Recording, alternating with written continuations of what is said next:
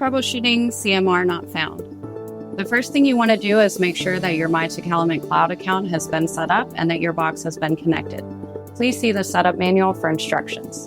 The second thing you'd like to check is that you have a CMR module installed, which can be seen here. This is where the CMR module would clip in. If you don't have a CMR module, please talk to Tecalemit to get one. The next thing you want to make sure is that your CMR module is securely installed. So you want to pull that out and make sure that all the pins are straight and that they've been installed into the board properly and everything is pushed in and seated.